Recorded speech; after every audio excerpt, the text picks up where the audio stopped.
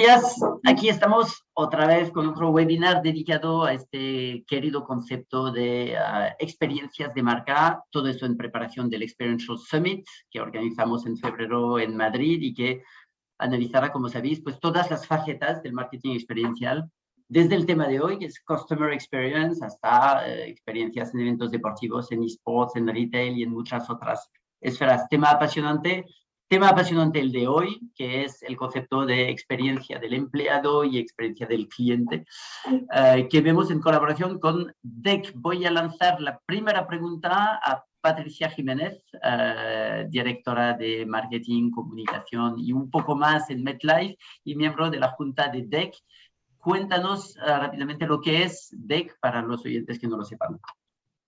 Buenos días, Eric. Bueno, pues DEC es la Asociación para el Desarrollo del Conocimiento de la Experiencia de Cliente en España. Se fundó a través de 29 socios fundadores en el 2014 y bueno, pues es una asociación que fundamentalmente nuestra misión es el desarrollo de la experiencia del cliente ahora mismo en su amplio sentido y evidentemente a la par la experiencia de empleado. Y luego abordaremos, bueno, pues otros componentes actualmente, como puede ser la experiencia de paciente, la experiencia del ciudadano. Es decir, es una asociación abierta a empezar a declinar experiencia en todos los stakeholders que existen en la sociedad. Perfecto. Vamos a Alberto, Alberto Córdoba de Lookup, que nos va a comentar. Va a intentar una definición sencilla de una ciencia completa y compleja, que es la experiencia del cliente. ¿Cómo definirías esta ciencia, Alberto? Bueno, la primera pregunta es si es una ciencia. Desde luego que es una metodología de gestión que nos ha cambiado la vida a todos, ¿vale? Y que parte de, recordemos lo que pasó en la crisis del 2008, ¿vale? Con mucha gente que probablemente se compró una casa que no debía haberse comprado, que compró acciones o derivos que no debía haberse comprado, que a veces digamos que se compró un coche o tenía contratos que no eran lo mejor para él, y era con una economía que fundamentalmente lo que buscaba era maximizar, digamos, la rentabilidad sin buscar un equilibrio sostenible, ¿vale? La experiencia de cliente nace para partir del cliente, para llegar al cliente, para encontrar un equilibrio, para encontrar sostenibilidad. Ahora, digamos, todos hablamos de sostenibilidad, entendido como diversidad, como elemento medioambiental, pero la principal sostenibilidad en las empresas es encontrar un equilibrio, digamos, que permita unir lo que quiere la empresa, lo que quieren los clientes y lo que quieren los empleados. Y de ahí nace algo que es mejor para todos. La experiencia de cliente fundamentalmente es una forma diferente de hacer las cosas que permite ganar dinero a largo plazo, que es lo que necesita la empresa, conseguir que un cliente esté contigo durante muchísimo más tiempo y que satisfaga su necesidad mucho más allá de lo que la tenía, ¿vale? Y un trabajador mucho más orgulloso, más reconocido y que hace las cosas con más propósito. Con lo cual, digamos, llega algo que se queda y que no es una relación que se va. Vale, yo me imagino, se dice a veces que la experiencia la experiencia es el conjunto de todos los puntos de contacto, por muy mínimos que sean, con la idea de asegurar, entiendo lo que dices, una sostenibilidad a largo plazo, también el hecho de que simplemente el cliente o el empleado esté contento, que es la base de la sostenibilidad. Es algo así, es decir, vuestra ciencia toma, digamos, una línea del tiempo, las múltiples interacciones y asegura que todo esto sea coherente, sostenible, agradable. La noción de línea del tiempo es fundamental. Sí, y fundamentalmente la experiencia del cliente se trabaja a través de lo que Nacho Torre en un Viernes DEC le llamó la navaja suiza de Customer Experience, que es el Customer Journey, que te permite, estés en fase de atracción de cliente o estés en fase de compra, estés en fase de servicio, estés en fase de fidelización o incluso de baja, el siempre tener en cuenta qué es lo que quiere el cliente y unir lo que quiere el cliente y lo que te interesa a ti. Y por eso, entonces, lo que te marca el tiempo dentro de la experiencia de cliente es el Customer Journey. Vale. Pero, permítame, Eric, el Journey al final efectivamente existe, es la línea del tiempo que comenta Alberto, pero el Customer Experience es una estrategia, o debería ser un pilar estratégico dentro de la compañía, y el Journey es lo que dentro de DEC decimos es uno de los pilares de la onda del cliente, que es cómo interaccionamos con él. Y evidentemente el journey tiene que estar pintado de principio a fin en cualquier interacción. Pero la experiencia de cliente, si me permites, es un punto por encima, ¿no? Es algo estratégico que debería existir en cualquier compañía que realmente trabaje para los clientes, ¿no? Y no solamente para ellos, sino teniéndoles en cuenta. Vale, Eric, perfecto. Vamos a... Si tú lees la visión con la que nace un Amazon en el 97 o con la que nace un Uber, un Airbnb en el 2009, el cliente estaba en el origen, en el propósito y en cada uno y en el centro de la estrategia de todas esas compañías nuevas, ¿vale? Sin embargo, en las de toda la vida, que venían, digamos, de los 50, de los 60, de los 40, el cliente era el final de la ecuación. Y sin embargo, en las que nacen hoy, ya nacen con un propósito que lo hace que esté verdaderamente en el centro de la actividad y que todo vaya dirigido a ello. A eso es a lo que se refiere Patricia. Entonces, por eso muchas de esas compañías acaban siendo customer centric desde el principio. Y si encima en una economía digital tienes todo digitalizado de principio a fin, pues es más fácil de tener ese control con un tracking real. Sí. Veamos ahora de forma concreta cómo esto se puede aplicar en un sector que es un sector de experiencia del cliente por excelencia, desde la web en la cual se reservan las habitaciones en muchos casos, hasta llegar al hotel, vivir la experiencia del hotel. Hablamos del sector hotelero, hablamos de Melia Hotels International, Clara, que es su responsable de experiencia del cliente. Concretamente, ¿qué tipo de pasos, qué tipo de acciones, qué tipo de componentes tiene vuestra estrategia de experiencia del cliente? Bueno, nosotros al final, para nosotros es importante que la experiencia de cliente sea, creemos experiencia memorable, ¿no? Entonces nosotros lo trabajamos apoyados en dos palancas fundamentalmente, ¿no? Que son producto y servicio. La parte de producto, al igual que, bueno, lo basamos apoyado en las 7 marcas que tenemos, ¿vale? Y al igual que tenemos una división patrimonial que gestiona los bienes inmuebles, que son los hoteles que tenemos en propiedad, tenemos una división de marcas que trabaja por velar por el valor de estas marcas en el mercado, ¿no? Hacemos análisis de competencia, hacemos sesiones de trabajo con clientes fieles donde intentamos entender qué es lo que está pasando en la sociedad, cómo está cambiando las necesidades y las preferencias de los usuarios, ¿no? Y adaptamos nuestro producto a esto, ¿no? Luego, por otro lado, también trabajamos el producto de una manera más tangible, ¿no? Que es todo lo que está relacionado con el diseño y con la arquitectura sensorial, ¿no? De nuestros hoteles. Y luego la parte de servicio, que por supuesto para nosotros es la más importante, ¿no? Y por la que queremos diferenciarnos de alguna manera, es la más importante y no tendría sentido si todo lo que he hablado de producto quedaría vacío si no está acompañado de un buen servicio. Al final, un cliente puede perdonar que no le funcione la ducha, pero nunca va a perdonar que no le hayamos hecho sentir especial, ¿no? Entonces, como decía, todo el producto, tenemos una serie de proyectos, ¿no? Como pueden ser los brand vision de la marca, ¿no? Donde estudiamos qué atributos vamos a ofrecer a los clientes. Estudiamos la voz del cliente, ¿no? Para poder argumentar y lanzar e impulsar inversiones de producto o de servicio también, de sistemas de digitalización, etcétera. Y luego, a nivel servicio, tenemos, por supuesto, como comentaba Alberto, el Customer Journey del cliente, donde lo trabajamos de principio a fin, el cómo inspiramos y cautivamos al cliente ya desde la reserva, ¿no? Es el primer touch point que tenemos con el cliente y para nosotros son momentos de la verdad que son imprescindibles, ¿no? Entonces, bueno, estos son algunos de los ejemplos que trabajamos, así como estandarizaciones de producto y de servicio. Vale, tiene una doble faceta, es una pregunta para ti, pero sí. También para los otros tertulianos.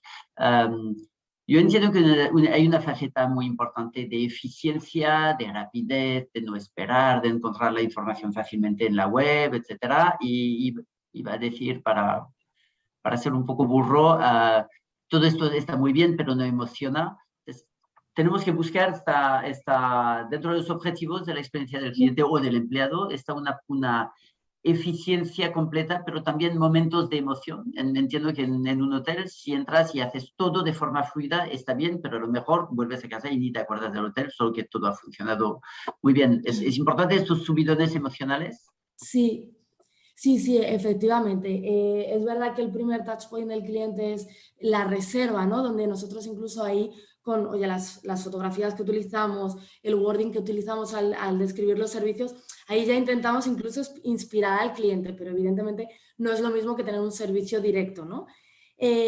Bueno, un punto súper importante para nosotros es el arrival del cliente al hotel, ¿no? La arquitectura sensorial que hay en ese momento, si es por la mañana o por la tarde, la arquitectura sensorial es totalmente diferente, ¿no? Y tenemos estudiado absolutamente todo, desde cómo llega el cliente a la puerta principal, si llega en coche, si llega andando, quién le coge las maletas, quién le recibe, cómo le redirigimos a la recepción, qué fraseología utilizamos en esa recepción. Y entonces en lo que sí que estudiamos muy bien también es que queremos que en todos ese viaje del cliente y esos puntos de contacto con nosotros haya un vínculo emocional de ese cliente con la empresa, ¿no? Y la historia de la empresa, del cliente con la historia del hotel, ¿no? En nuestro hotel, incluso del cliente con la historia de las personas, ¿no? Que creemos que esa es la parte más emocional y con lo que el cliente al final se va. Sí, lo que es emocional tiene que ser humano sí o sí. Es decir, Sí. por muy maravilloso que sea, no sé, incluso un regalo en la habitación está bien, pero si hay el toque humano es lo que crea Bueno, la parte diferencia. emocional efectivamente está toda relacionada con el servicio. Es verdad que oye, trabajamos esos detalles, ¿no? que decías de la arrival, porque para nosotros es un punto muy importante también que quizás momento de la verdad es para el cliente, pero realmente lo trabajamos más nosotros, es el pre-arrival, ¿no? El tener toda la información posible del cliente antes de su llegada a través de una serie de sistemas que tenemos, ¿no? Y entender sus necesidades, preferencias, bueno, todo lo que pueda necesitar para hacer la estancia lo más personalizada posible y poder sorprender al cliente. Vale, hemos entrado, acabas de hablar de datos, de personalización, de saber exactamente cómo es. Alberto, esto es la nueva clave, la noción de personalización, la noción de entender bien al público y de crear experiencias personalizadas. Entiendo que históricamente pues querías una experiencia un poco personalizada, pero sobre todo coherente. Ahora el reto es hacer que la experiencia de Alberto, la experiencia de Patricia y la experiencia de Clara sean diferentes y por tanto captar datos relevantes antes. Exacto, me ha encantado lo que ha contado ahora Clara, porque con el ejemplo que ha puesto de que cuando llegas, digamos, te conocen y hacen algo, porque normalmente se cree que la experiencia de clientes, digamos, tener un detalle, ¿vale? O tener un detalle o que te den un regalito y eso pues, puede estar bien, pero no va a la esencia, ¿vale? Cuando hay 4 sensaciones, según la Universidad de Wharton, que marcan que una experiencia sea wow, sea perfecta. ¿Vale? La primera es friendly, que la experiencia sea cercana, agradable, sencilla. La segunda es expediting, que básicamente es que no haya trabas en el camino, que sea ágil, que sea rápida. La tercera es la confianza en la marca, ¿vale? Y la cuarta es la personalización. Bueno, de las 4, en todos los sectores, personalización o customization, sí, en todos los sectores suspende. Es decir, cuando el punto a los clientes, el valor está por debajo de 5, normalmente entre 3,5 y 5 sobre 10. ¿Vale? ¿Por qué? Porque tenemos toda la tecnología o mucha tecnología, tenemos muchísimos datos, pero luego casi nunca acaba siendo que mi experiencia parece que es solo para mí. Entonces, lograr que cuando yo llego a un hotel, digamos, cuando llega a la recepción, en lugar de decirme solamente buenos días o buenos días y mi nombre, digamos, entiendan, digamos, quién soy en el hotel en el que he estado o cómo voy, te cambio totalmente la experiencia. ¿Vale? Nosotros, por ejemplo, trabajando con Iberia, que nos dimos cuenta, ellos querían trabajar una experiencia personalizada y eso suponía algún wow, por supuesto, y conseguimos algún wow, que luego te cuento alguno, ¿vale? Pero una clave era, por ejemplo, que los viajeros que viajaban en conexión, había algunos que estaban muy perdidos. No es lo mismo el que te lleguen y te pregunten si vas a ir a algún destino, ¿vale? A que te llegue el sobrecargo, digamos, o sea, que tienes la información en tu iPad del siguiente vuelo y te diga, sé que ahora va a ir a este destino, que sepa que dentro del aeropuerto tiene que ir según sale hacia la derecha por esas puertas. Eso hizo que el NPS se disparara, porque es algo que evidentemente no esperaba. Evidentemente no se podía hacer con todos los pasajeros, pero sí con los pasajeros que consideraban de mayor valor, que fundamentalmente eran los de business o los de platino. Y eso daba evidentemente un nuevo propósito a las personas y era, en lugar de que el objetivo es llegar al destino, es que además disfruten del viaje. Vale. Patricia, tu punto de vista sobre esta pareja de los datos y la personalización es, como dice Alberto, un tema especialmente complejo, entiendo que es un punto en el cual muchas empresas suspenden, es la próxima clave de la experiencia, el hecho de que cada uno se sienta profundamente entendido por su marca. Para mí es la clave. Si me tuvieras que preguntar por algo que me parece que es clave para avanzar en esto, son los datos.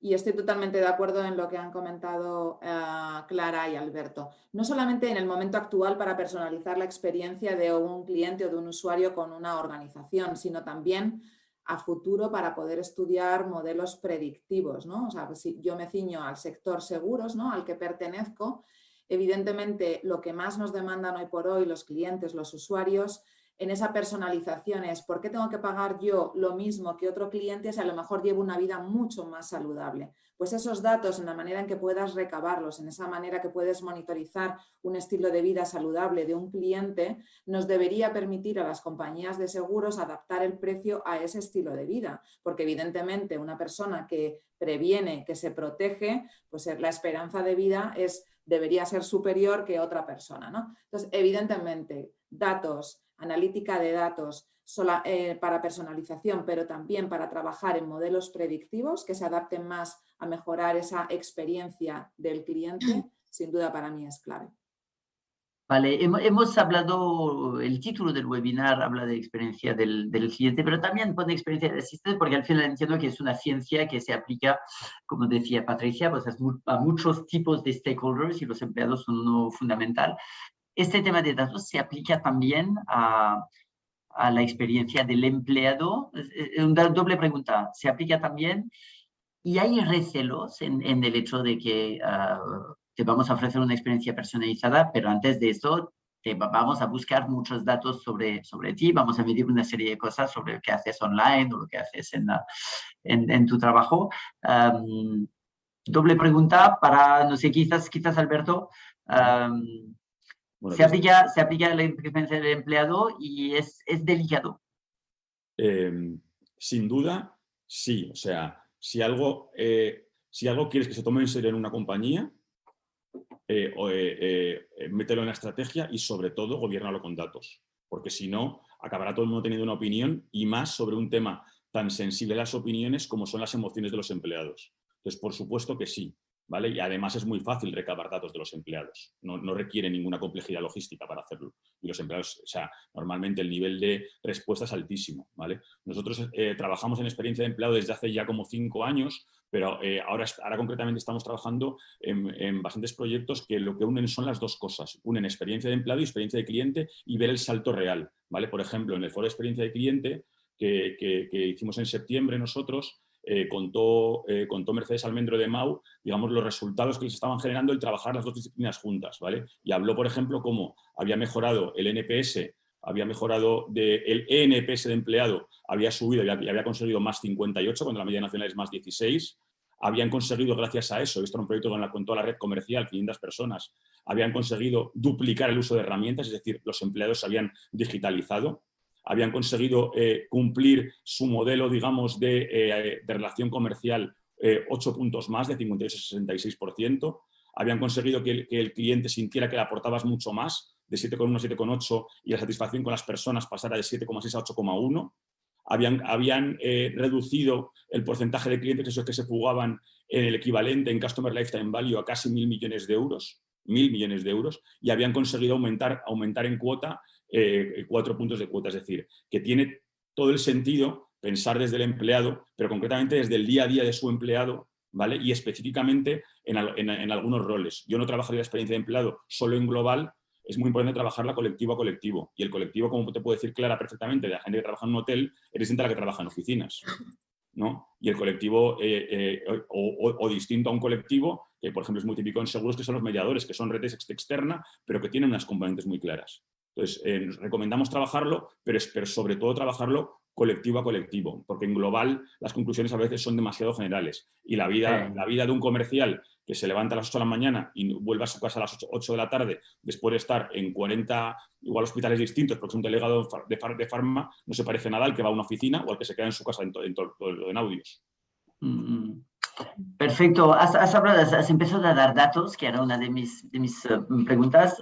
¿Cómo se mide el éxito? Yo entiendo que un proyecto de experiencia del cliente, stakeholder, empleado, lo que sea, hay muchos tipos diferentes y seguro que habrá métricas diferentes, pero en general, ¿cómo se mide, cómo se demuestra, cómo se analiza la eficiencia de un proyecto de este tipo? Has hablado de NPS, Clara, ¿es lo que utilizáis en hoteles? Sí, ¿Manda sí. mucho el Net Promoter Score? Net Promoter Score, sí, además es un KPI que es generalizado para las diferentes empresas, ¿no? No solo la nuestra. En nuestro caso, para nosotros, como comentaba antes, es un punto clave, ¿no? Para desarrollar proyectos, el entender y escuchar la voz del cliente, ¿no? El qué nos dice y cómo podemos mejorar. Nosotros lo hacemos a través de una herramienta con la que trabajamos en Meliá, ¿no? Donde medimos dos bloques. Por un lado, cuál es la reputación de nuestros hoteles, ¿no? Que es, oye, cuál es el valor, cómo nos valoran los clientes en online travel agencies, en webs, en redes sociales, TripAdvisor, etc. Y luego tenemos otro bloque, que es un bloque de satisfacción que es interno nuestro, ¿vale? Los clientes, cada vez que marchan del hotel, nosotros mandamos un cuestionario de satisfacción. Entonces medimos estos dos puntos, el retorno de las experiencias, como lo llamamos nosotros, porque al final creemos, y de hecho está demostrado, ¿no? Hay un estudio de la Universidad de Cornwall que dice que los índices de reputación altos impactan directamente la cuenta de resultados de un hotel, ¿no? De hecho, el tener una reputación entre 4 y 5, cuando el valor va del 1 al 5, genera más del doble de conversión. La conversión es cuando entras en una página web y cristalizas la reserva, bueno, pues genera más del doble de conversión que toda aquella reputación que está entre 1 y 2,9. E incluso en lo relativo a ARR, a precios medios, el tener un punto más en la nota global de reputación se correlaciona directamente con subir hasta un 9% el precio medio de la tarifa diaria del hotel, ¿no? Entonces, para nosotros es clave el escuchar, entender, establecer planes de acción, ¿vale? Y desarrollar producto, desarrollar servicio para aumentar esta reputación del cliente. Vale. Patricia, ¿NPS Pues, también? bueno, sí, claro, el NPS evidentemente. Nosotros evidentemente tenemos NPS, tenemos también el Transactional NPS, para nosotros es vital, es un poco como lo que decía Alberto, ¿no? Para nosotros no solamente existe la segmentación del tipo de cliente, sino también necesitamos medir la satisfacción de ese cliente con el mediador, con el agente, con las plataformas que tenemos. Entonces, medimos cualquier transacción. Para nosotros en el sector seguros, en el journey es importante la compra, pero también es importante también, como decía Clara, el discovery, ¿no? Nos están descubriendo y antes de contratar, pues cada vez más se utilizan métricas también ligado a la reputación que tenemos online, ¿no? Los Google Reviews, el Trustpilot, cada vez todo ese tipo de métricas son más importantes y más relevantes a la hora de que un usuario tome una decisión de compra. Yendo un poco más allá también, Customer Satisfaction, que es una métrica diferente, ¿no? El NPS lo que te dice es qué probabilidad te recomendaría y el Customer Satisfaction en cada punto de contacto nos da más visibilidad sobre cómo ha sido esa interacción con ese cliente. Y luego en seguros, pues evidentemente el tema lo puedes ver desde el churn rate, para nosotros es persistencia. ¿Cuántos persisten con nosotros? O sea, ¿cuántos después de haber comprado un seguro, después de una serie de meses, continúan con nosotros? Porque muchas veces es como una decisión un tanto impulsiva dependiendo del producto, ¿no? Entonces, para mí lo importante es tener métricas y avalar cómo la mejora de la experiencia del cliente impacta en tu cuenta de resultados. Y con estos datos ir a tu director general y que evidentemente te dé más presupuesto para continuar por esa línea y evidentemente ganar credibilidad en el comité de dirección, pero también para con los empleados, ¿no? Yo creo que cada vez más los empleados necesitan conocer este tipo de métricas y cómo impactan por dos motivos. Unos para su engagement con la experiencia de cliente, que es fundamental, y por otro lado en ese sentido de orgullo de pertenencia de cómo estamos ayudando a la compañía, cada uno en nuestro rol, a mejorar la experiencia de clientes y la cuenta de resultados. Os permite no solo ofrecer una experiencia buena, pero también analizar o incluso predecir los factores que impactan la cuenta de resultados. Hablabas de churn.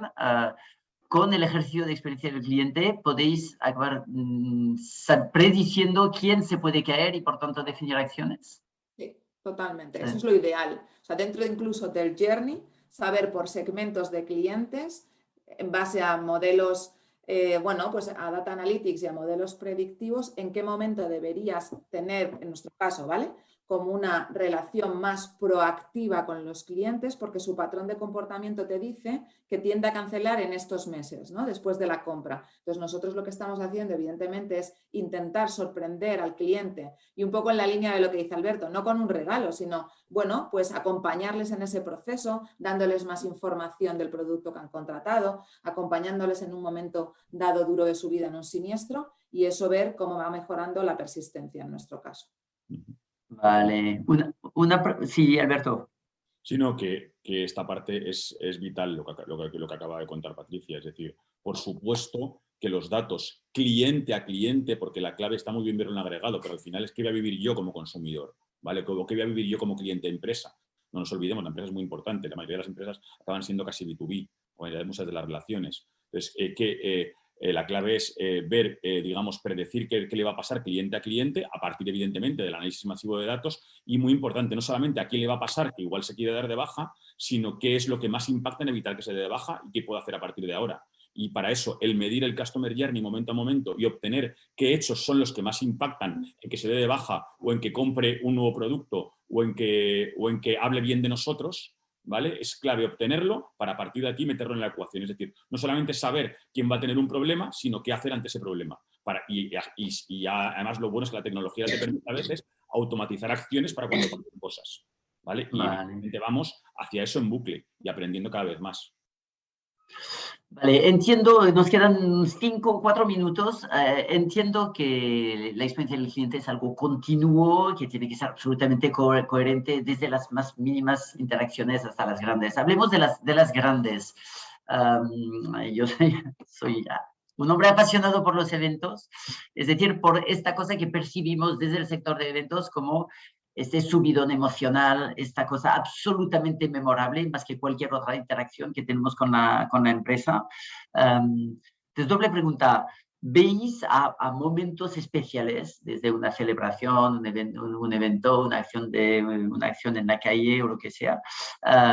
¿Les veis una relevancia especial? ¿Lo veis como un momento que materializa especialmente los valores de la marca y que se queda en la mente de la gente, o para vosotros es una cosa entre mil?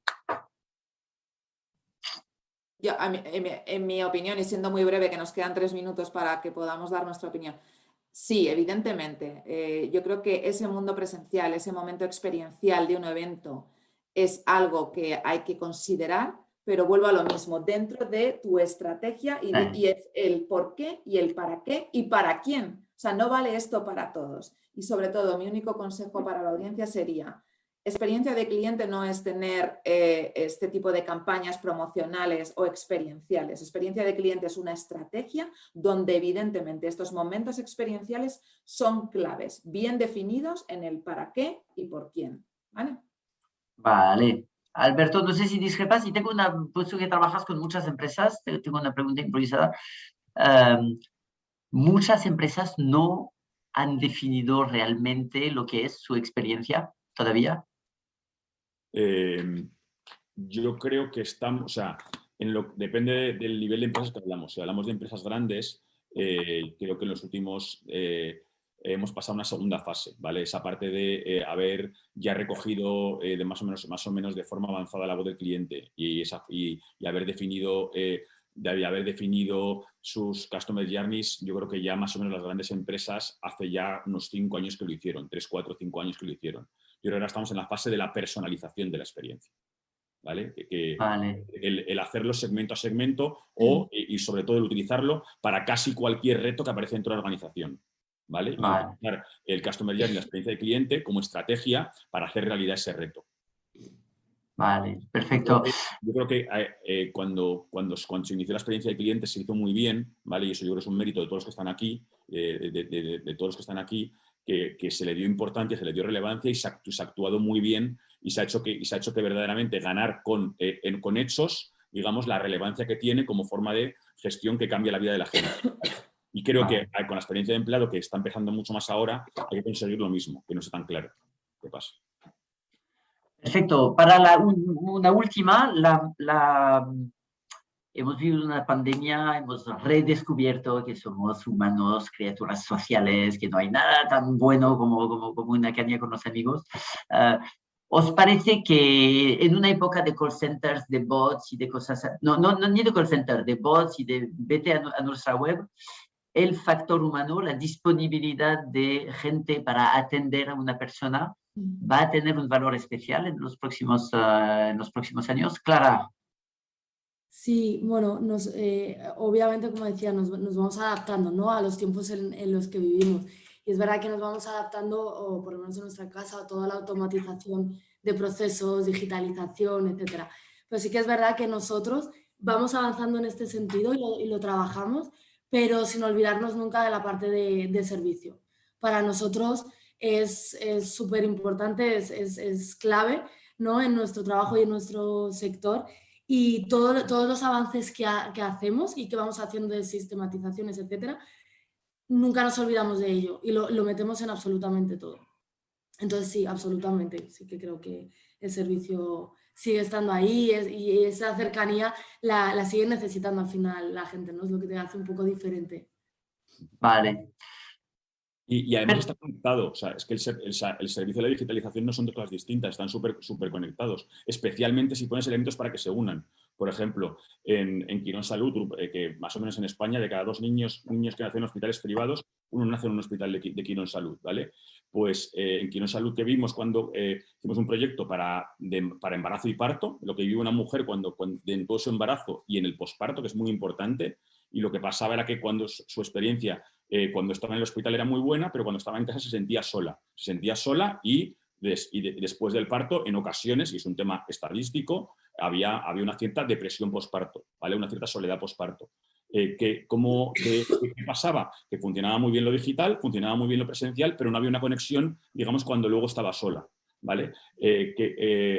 Introdujeron un nuevo servicio que se llama Matrona Assistant, una especie de persona que te acompaña de forma multicanal, pues por WhatsApp, por mail, por teléfono, ¿vale? En ciertos momentos y lo sigue de forma proactiva. Bueno, han mejorado su NPS de forma clarísima y han aumentado la cuota de partos. Es decir, ¿cuántas mujeres? ¿Por qué? Porque hay una persona que te acompaña para decisiones tan sencillas como cómo hago el primer baño a mi hijo, ¿vale?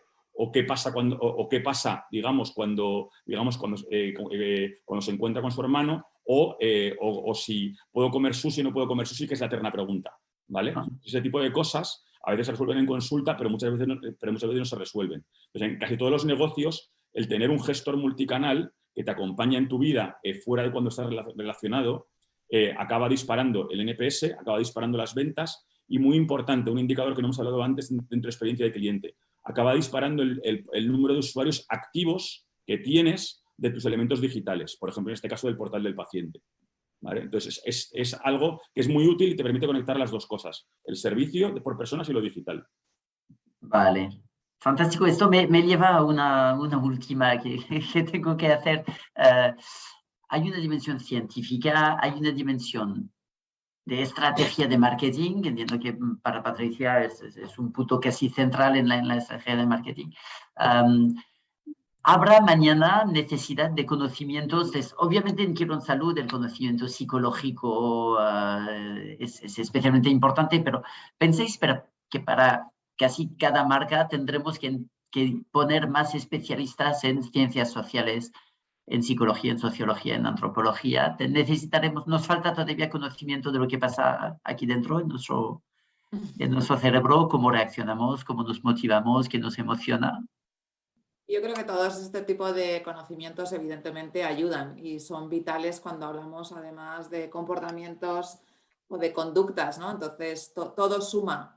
Y evidentemente la psicología, la sociología, la antropología son ciencias que cuando hablamos de experiencia de cliente, cuando hablamos de experiencia de empleado, pues son factores importantes a considerar. Yo creo que efectivamente, antes hablábamos de los datos y de los modelos predictivos, pero esa parte social, humana, que aporta y que entiende mejor el comportamiento del cliente siempre ayuda. Pero para mí también lo que ayuda siempre es tener un programa de voz de cliente. Al final no hay nada como involucrar al cliente y conocer de primera mano lo que opina y lo que espera de una compañía X. No es lo mismo lo que espera un cliente de la digitalización en el sector seguros y el para qué, que lo que esperan de la digitalización de un sector como puede ser el turismo.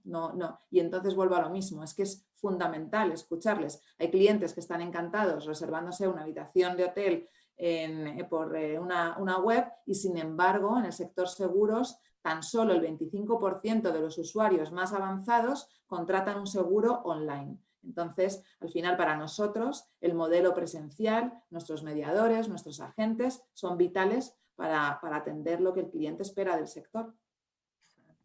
Clarísimo. Pues mil gracias, ha sido apasionante, se me ha hecho corto. Patricia Jiménez, MetLife y DEC, Clara Mahilo de Melia Hotels Internationals y Alberto Córdoba de Lookup. Mil gracias, nos vemos en el Experiential Summit, ex-summit.com y fantástico, nos vamos un poquito más sabios después de ese webinar. Mil gracias. Gracias a vosotros. Hasta luego. Hasta luego.